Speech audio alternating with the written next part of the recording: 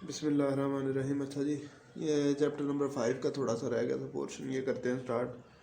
Organisational culture, ठीक है। उसमें पहली थ्योरी हमारे पास एडगर शीन की, ठीक है जी।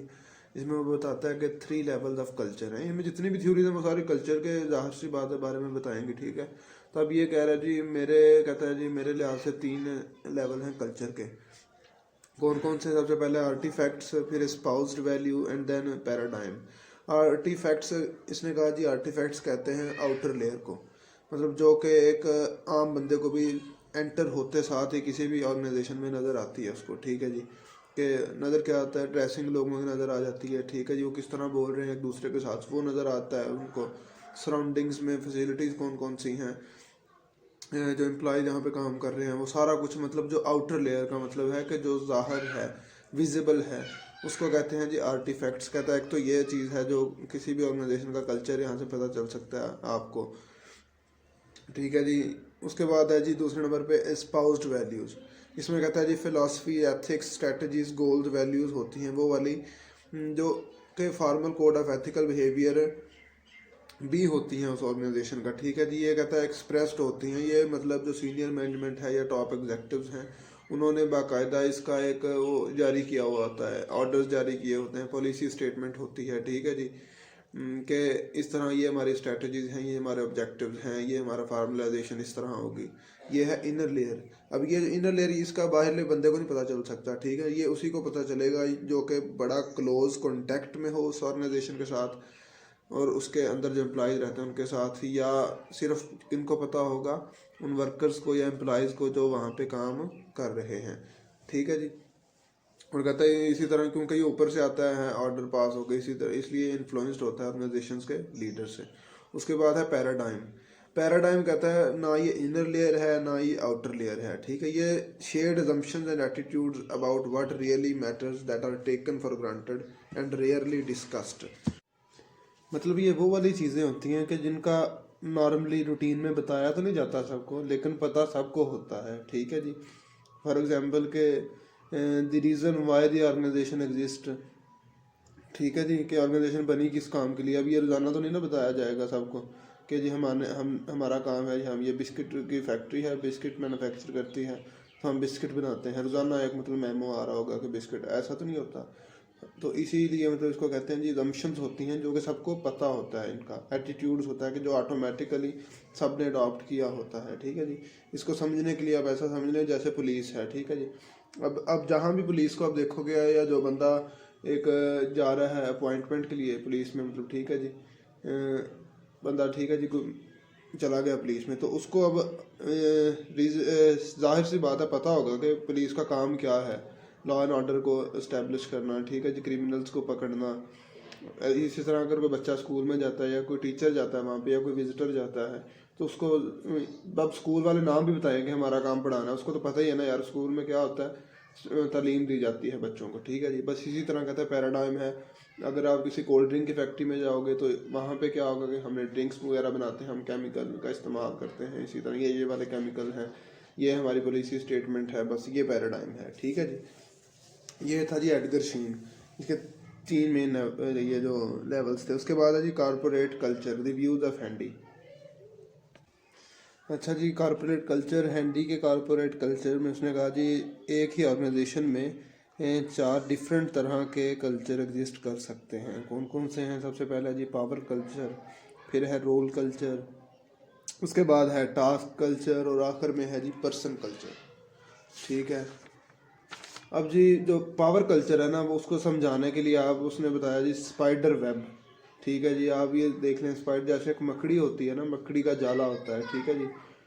तो वो क्या होता है जी, एक उसका सेंटर पॉइंट होता है और सारे जो मतलब बाकी जितनी भी वो होता है उसकी जो क्या कहेंगे आप उनको, स्ट्रिंग्स कह लें, जो भी कहेंगे, उसके अराउंड मतलब वो होती हैं और सबका जो लिंक होता है उसी मेन सेंट्रल पॉइंट से होता है, ठीक है जी। या मतलब आप मकड़ी को ऐसा खुद मकड़ी को देख लें कि उसकी टांगें मतलब 4 5 6 टांगें होती हैं लेकिन वो बहुत छोटी सी होती है, ठीक है जी। तो सारे जो टांगें किससे जाके सेंटर से मिल रही होती हैं, ठीक है जी। इसी तरह ये स्पाइडर वेब है। अच्छा, इसमें कहता है जी one major source of power होता है जो कि सेंटर में होता है, ठीक है जी। उसके बाद बाकी जितने भी उसके सबऑर्डिनेट्स होते हैं वो स्प्रेड आउट होते हैं सेंट्रल पॉइंट के इर्द गिर्द, ठीक है जी। और जो सेंटर वाला बंदा होता है जो बैठा होता है या पॉइंट होता है, वहाँ पे जो लोग होते हैं वो सबको कंट्रोल कर रहे होते हैं, ठीक है। उसके बाद कहता है जितने लोग करीब होंगे सेंटर के, ठीक है, उतने ही उनके पास पावर्स ज़्यादा होंगी। क्यों? क्योंकि जो पावर कहाँ से हो रही होती है, एक्सट्रैक्ट हो रही होती है उस सेंटर पॉइंट से। अब जो जो बंदा जितना उस पावर के करीब होगा, मतलब समझने के लिए आप देख लेंगे, जो बंदा जितना सर के करीब होगा, बॉस के करीब होगा अपनी कंपनी में, तो उतनी उसकी ज़्यादा चलेगी वहाँ पे सबऑर्डिनेट्स पे, उतना उसका रोब दबदबा होगा, ठीक है। इस तरह क्लोजर टू सेंटर जितने लोग होंगे वो ज़्यादा पावर रखेंगे, और जितना आप दूर होते चले जाएंगे वो पावर उनकी कम होती चली जाएगी, ठीक है जी। अब ये कहता है जी स्मॉल जो एंटरप्रेन्योरियल ऑर्गेनाइजेशन है ना, मतलब जो छोटी कंपनीज हैं, वहाँ पे ये वाला कल्चर एग्जिस्ट कर सकता है और करता भी है, लेकिन बड़ी ऑर्गेनाइजेशन में नहीं करता। वो क्यों? क्योंकि जो बॉस होता है स्मॉल बिजनेस का वही फाउंडर होता है, ठीक है जी। जबकि बड़ी ऑर्गेनाइजेशन में डिफरेंट शेयर होल्डर्स होते हैं। उसके बाद छोटी में बॉस एक्सरसाइज करता है क्लोज कंट्रोल ओवर एक्टिविटी, जबकि बड़ी में ऐसा नहीं होता। उनका जो ऑपरेशंस होते हैं वो बहुत ज़्यादा एक्सपेंड हुए होते हैं, उनके डायरेक्टर्स होते हैं, ठीक है जी। तो इसलिए वहाँ पे ये मुश्किल हो जाता है कि बॉस खुद ही एक्सरसाइज करे। उसके बाद कहता है जी छोटी कंपनी होती है, वहाँ पे बॉस जो है ना वो अपने पर्सनैलिटी और पर्सनल चार्म और करिश्मे से दूसरों को इन्फ्लुएंस कर सकता है, ठीक है जी, छोटी ऑर्गेनाइजेशन में। जबकि बड़ी में ऐसा हरगिज़ नहीं होता। बड़ी में सारा एक मतलब फैक्ट्स एंड फिगर्स को सामने रख के सब एम्प्लॉयज़ को पता होता है कि ये होगा ये होगा। जबकि छोटी में डिसीजन मेकर एक ही बंदा है, तो इसलिए वो इन्फ्लुएंस कर सकता है अपनी पर्सनैलिटी से, ठीक है जी। अब कहता है इसी वजह से यही वजूहात हैं कि अगर किसी भी छोटी कंपनी जहाँ पे पावर कल्चर होगा, अगर उसका साइज़ ग्रो करने लग जाए, वो मतलब एक्टिविटीज़ एक्सपेंड करने लग जाए, तो वो एक बंदे के लिए मुश्किल होगा कि उसको लेके चले, तो ठीक है। तो वहाँ पे ये वाला कल्चर एफिशिएंट नहीं रहेगा और एग्जिस्ट नहीं कर सकता, ठीक है जी। मिसाल के तौर पर उसने कहा जी अगर 20 लोगों से ज़्यादा आपके एम्प्लॉयज़ या सबऑर्डिनेट्स हो जाएंगे, तो जो कल्चर होगा वो वाला, वो वहाँ पे अच्छे तरीके से इफेक्टिवली काम नहीं करेगा। उसके बाद है रोल कल्चर। रोल कल्चर में क्या है जी, हर एक को डिफाइंड रोल्स दे दिए गए हैं, ठीक है जी। ये तुमने ये करना, तुमने ये करना, तुमने ये करना है। Just like in government departments, ठीक है, जहाँ पे ब्यूरोक्रेसी होती है। यहाँ पे कहते हैं इस सिस्टम में या इस टाइप ऑफ कल्चर में ब्यूरोक्रेसी एग्जिस्ट करती है। हर बंदे की डिफाइंड उसकी रिस्पॉन्सिबिलिटीज़ होती हैं, ठीक है जी। उसके बाद ट्रेडिशनल हिरार्की होती है, कमिश्नर डिप्टी कमिश्नर, जैसे गवर्नमेंट में आप मिसाल के तौर पे देख लें, ठीक है जी। या कोई बहुत बड़ी ऑर्गेनाइजेशन है, वहाँ पे होगा जी सबसे पहले मैनेजर है, फिर उसके ऊपर मैनेजर है, फिर रीजनल मैनेजर है, फिर हेड ऑफ में मैनेजर बैठे हैं, फिर डायरेक्टर हैं, फिर चीफ एग्जीक्यूटिव है, इसी तरह, ठीक है। ये कहता है कि ट्रेडिशनल होती है, मतलब चेंजिंग नहीं होती वहाँ पे, वो एक स्टैब्लिश्ड है, सेट फिक्स्ड है, तो वो काम कर रही है वहाँ पे। उसके बाद जो कम्युनिकेशन होंगी यहाँ पे रोल कल्चर में, वो फॉर्मल कम्युनिकेशन होंगी, ठीक है जी। सारा कुछ फॉर्मली ये काम होगा यहाँ पे। उसके बाद कहता है जी आप इसको कंपेयर कर सकते हैं पैरामिड ऑफ बॉक्सेस से, ठीक है जी। जो जैसे पैरामिड ऑफ बॉक्सेस है ना, आप जो बच्चे भी मतलब वो खेलते हैं जिनके साथ, तो आप कहता है each box has a job description when individual in the box leave the organisation. अगर कोई बंदा छोड़ के जाता है या रिप्लेस कर दिया जाता है, तो boxes remain in place and the culture is unchanged. तो जो बॉक्सेस हैं वो वहीं रहेंगे और कल्चर अनचेंज रहेगा। क्यों? उसकी जगह पे कोई और बंदा आ जाएगा नया, ठीक है जी। उसने भी जब बंदों से फ़र्क क्यों नहीं पड़ रहा, क्योंकि सबकी डिफाइंड रोल्स एंड रिस्पॉन्सिबिलिटीज़ हैं, ठीक है। फ़र्क तो तब पड़े ना कि जब कोई नया बंदा आए, नए आइडिया लेके आए, नई क्रिएटिविटी लेके आए, तो उसको भी आगे वो इम्प्लीमेंट करने की कोशिश करे, तब फ़र्क आएगा। अब यहाँ पे उसने ना इम्प्लीमेंट करना है, ना कोई नया आइडिया लेके आना, वो जैसे आएगा उसने भी वही काम करना है जो उससे पहला बंदा कर रहा था, ठीक है। आ गया जी लार्ज ऑर्गेनाइजेशन में, कहता है ये ठीक रहता है जहाँ पे बिजनेस स्टेबल होता है। चेंजिंग इन्वायरमेंट के लिए ये बिल्कुल भी ठीक नहीं है, ठीक है जी। और एम्प्लॉय भी कहता है एक्सपेक्ट करते हैं कि वो वही काम करें जो उनको दिया जाए, ठीक है जी। इसलिए इनिशिएटिव जो है वो रियली अनइम्पोर्टेंट है, कि मतलब लोग खुद से कुछ भी नहीं करते हैं। वो कहते हैं ठीक है यार हमने ड्यूटी पूरी की है अपनी, 8 घंटे पूरा काम किया, तो अल्लाह अल्लाह खैर अल्लाह छुट्टी होगी हम यहाँ पे। जबकि अगर कोई और कल्चर होता ये कल्चर ना होता तो वहाँ पे क्या लोगों ने कहना था, यार चलो 8 घंटे हो गए, मेरा काम वही पड़ा है थोड़ा सा, ठीक है जी, आधा घंटा और लग जाए मैं काम कर लूँ ऐसे, ठीक है जी। तो वो वहाँ पे काम कर लेते हैं। लेकिन यहाँ पे स्टेबल है, यहाँ पे इनिशिएटिव इम्पोर्टेंट नहीं है। जैसे ही वो 5 बजेंगे, चलो जी छुट्टी, सब घर को चले जाएंगे, ठीक है जी। इसीलिए कहता है यहाँ peoples are managed rather than led, उनको लीड नहीं किया जाता, उनको मैनेज किया जाता है, ठीक है जी। तो क्योंकि उनको मैनेज किया जाता है तो इसलिए उनका जो मोराल होता है, मोटिवेशन भी लो होती है, बस वो तो इसलिए बस वो उतना ही काम करते हैं जितना उनसे लिया जाए। उसके बाद है जी टास्क कल्चर। कहता है टास्क में फोकस किस पे होता है, टास्क से। अब ये देखें ना, इनके नाम से पता चल रहा है कि पावर में पावर की बात हो रही है, सेंटर की बात होगी, जो ज़्यादा करीब होगा उसके पास ज़्यादा पावर्स होंगी। अगर रोल है, रोल में रिस्पॉन्सिबिलिटीज़ की बात है, टास्क में टास्क की बात कर रहा है। क्योंकि यहाँ पे टास्क की बात हो रही है तो मतलब यहाँ पे जो मेन फोकस होता है वो टास्क को अचीव करना होता है, ठीक है जी। अगर आप कंपेयर करें रोल कल्चर के साथ, वहाँ पे अगर 5 बज गए थे तो सब ने कंपनी में छुट्टी कर ली थी, लेकिन यहाँ पे अगर 5 बज भी जाएँ तो वो इम्पोर्टेंट नहीं है। मैटर क्या करता है कि आपने जो टास्क आपको गिवन था वो आपने पूरा किया है या नहीं किया। यहाँ पे 8 लेट सिटिंग भी हो सकती है, 7 बज सकते हैं, 8 9 तक 10 बज सकते हैं, ठीक है जी। क्योंकि मेन फोकस है कि टास्क को अचीव करना है आपने, और उसके अलावा किस प्रॉब्लम्स का सलूशन होना चाहिए, ये भी मकसद है यहाँ पे, ठीक है जी। यहाँ पे कहता है प्रोजेक्ट टीम्स होती हैं, डेवलपमेंट ग्रुप्स काम करते हैं, ऑर्गेनाइजेशन फ्लेक्सिबल होती है, चेंजिंग इन्वायरमेंट के लिए ये वाला कल्चर बहुत अच्छा है। यहाँ पे एम्प्लॉयज़ को मैनेज नहीं किया जाता बल्कि उनको लीड किया जाता है, एक टीम वर्किंग होती है यहाँ पे, टीम के तौर पे सब काम करते हैं, ठीक है जी। और उसके बाद कहता है जी जो चेंजिंग इन्वायरमेंट है वहाँ पे वेल सूट रहेगा ये वाला।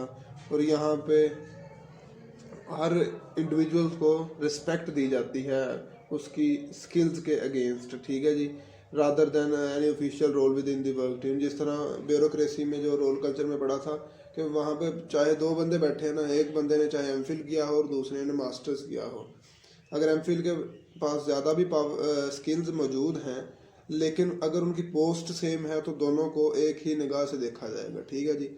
तो उसका दूसरे पे कोई इफेक्ट नहीं होगा। जबकि टास्क कल्चर में एमफिल वाले को जिसके पास स्किल्स ज़्यादा हैं उसको ज़्यादा रिस्पेक्ट मिलेगी अगेंस्ट हिज स्किल्स, ठीक है जी। इसी तरह आता है जी पर्सन कल्चर, जिसको एग्जिस्टेंशियल कल्चर भी कहते हैं, ठीक है जी। कहता है यहाँ पे क्या होता है कि एक ऑर्गेनाइजेशन तो होती है लेकिन वो सारी जो ऑर्गेनाइजेशन होती है वो एक बंदे या एक ग्रुप के अराउंड ही बनाई जाती है और काम करती है, ठीक है जी। जबकि बाकी ऑर्गेनाइजेशन उस बंदे को सर्व कर रही होती है, ठीक है। एग्जाम्पल के तौर पे आप स्पोर्ट्स देख लें, इंटरटेनमेंट इंडस्ट्रीज देख लें, सीए कॉलेजेस हैं, फर्म्स ऑफ लॉयर्स हैं एंड स्मॉल हॉस्पिटल्स हैं। अब स्पोर्ट्स में या इंटरटेनमेंट इंडस्ट्री में आप देख लें जी, शाहरुख खान है, ठीक है जी, या कोई भी सेलिब्रिटी है, ठीक है जी। वो क्या, उसका एक मैनेजर होगा, एक उसका सेक्रेटरी होगा, एक उसका ड्राइवर होगा, ठीक है जी, एक उसका प्रमोटर होगा। तो 5 6 7 बंदे, वो सबका काम क्या होता है कि उसकी सारी जो अपॉइंटमेंट्स हैं, लोगों के साथ मिलना है, मीटिंग्स हैं, क्या काम करना है, क्या उसने टास्क करने हैं, वो सारे उसको बना के देते हैं कि अब आपने ये करना है, अब आपने ये करना है। इसी तरह स्पोर्ट्स में कोई मतलब बड़ा प्लेयर है तो उसके भी इसी तरह टीम होती है, ठीक है जी। सीए कॉलेजेस में देख लें, अगर कोई टीचर है तो उसने भी 1 2 उसके टीए होंगे, टीचर असिस्टेंट होंगे, एक बंदा टेस्ट लेने वाला होगा, ठीक है जी। कोई बंदा उसकी ऑनलाइन क्लासेस को कवर कर रहा होगा, आईटी का डिपार्टमेंट देख रहा होगा। तो ये बात है जी, इसको कहते हैं जी पर्सन कल्चर। के नाम से देखने के पर्सन कल्चर, एक पर्सन के अराउंड ही आपको सारा सिस्टम चल रहा है। तो लेकिन कहता है बाकी तो सारे उसके मतहत होते हैं सेंट्रल इंडिविजुअल के, लेकिन सेंट्रल इंडिविजुअल इंडिपेंडेंटली काम कर रहा होता है, ठीक है जी। और उसके पास सम डेडिकेटेड सपोर्ट स्टाफ होता है, जिसकी मैंने ऊपर आपको पहले बताया, ठीक है। ये थ्योरी थी जी हमारे पास views of Handy corporate culture की थ्योरी, ठीक है। उसके बाद है जी आखिरी थ्योरी है इस चैप्टर की, इंटरनेशनल पर्सपेक्टिव्स ऑन कल्चर, हॉफस्टेडे। आप पढ़ सकते हैं, जो भी आप ठीक लगे आपको, जैसे पढ़ना चाहें आप, हॉफस्टेडे या जो भी। अच्छा, इसमें हॉफस्टेडे ने कहा जी जो कल्चर है वो ग्रुप्स की प्रॉपर्टी होती है। इसने कहा जी ग्रुप्स होते हैं ना वो कल्चर बनाते हैं। अच्छा जी, इसमें वो कहता है जी कल्चर जो है ना वो इंडिविजुअल की प्रॉपर्टी नहीं, बल्कि ये जब दो या दो से ज़्यादा लोग मिलकर बैठते हैं ना तो वो कल्चर बनाते हैं। ठीक है, मतलब ग्रुप्स बनाते हैं या बड़े जो क्राउड होता है या कोई पीपल दो से ज़्यादा हों वो कल्चर बनाते हैं। दूसरे नंबर उसने कहा जी ये जो नेशनल कल्चर्स हैं ना वो डिफरेंट होते हैं, जो कि मैटर करते हैं मल्टीनेशनल कंपनीज में। ठीक है जी, जो कि क्योंकि मल्टीनेशनल कंपनी दुनिया में बहुत से ममालिक में एक वक्त में काम कर रही होती हैं, तो उनको ये थोड़ा सा हर्डल्स आती हैं, क्योंकि जो उनके डिफरेंट जियोग्राफिकल लोकेशंस पे लोग बैठे हैं वो डिफरेंट माइंड सेट के होते हैं। ठीक है जी, तो उनको सेम टास्क देना थोड़ा सा मुश्किल हो जाता है। कुछ लोग अच्छा परफॉर्म करते हैं, कुछ अच्छा नहीं परफॉर्म कर पाते। इसलिए कहता है उसने 5 डायमेंशंस दी to difference in organisation culture arising from differences in national culture. तो उसने 5 डायमेंशंस बताई जो कि डिफरेंसेस होते हैं नेशनल कल्चर की वजह से कल्चर में, ऑर्गेनाइजेशन कल्चर में। ठीक है, सबसे पहले है जी पावर डिस्टेंस डायमेंशन, उसके बाद है इंडिविजुअलिज्म वर्सेस कलेक्टिविज्म डायमेंशन, फिर है अनसर्टेनिटी अवॉइडेंस, फिर है मस्कुलिनिटी वर्सेस फेमिनिनिटी, फिर long term orientation versus short term orientation है। ठीक है जी, पावर डिस्टेंस में वो कहता है जी